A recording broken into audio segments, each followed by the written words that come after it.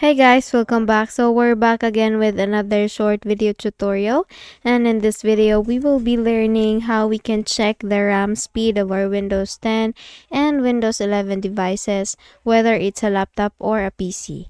Okay, so let's get started.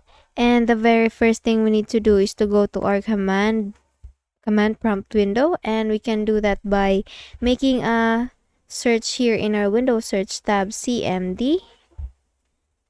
And under best match, you will see here the command prompt option. So please click again, make a right click on that and then run as administrator. And then once you do that, this user account control window will be coming up on your screen. So to proceed, let us click on the yes button.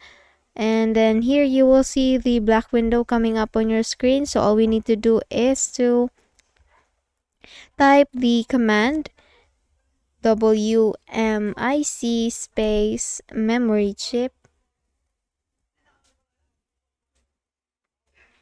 space get space speed.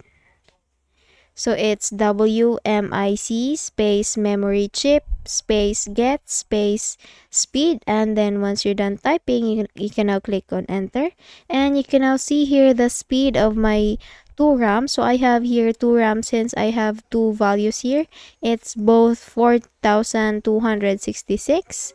So that's the RAM speed of my RAM in my device, and we can do another way or option to check the RAM just by making a right click here in our Windows icon, and then let's go to task manager options, or you can also press in your keyboard Control Shift Escape key to open the task manager window. And in here we need to go to the performance tab, and you will see here in the memory option, you will see here the speed, which is 4266 MT per second. Okay, so that's it. I hope this process also worked for you. So if it did, if you found this video helpful, and if you learned something from this video, please don't forget to give this a thumbs up, and of course subscribe to our channel. Thank you so much for watching, and I hope I see you guys on the next one. Bye bye.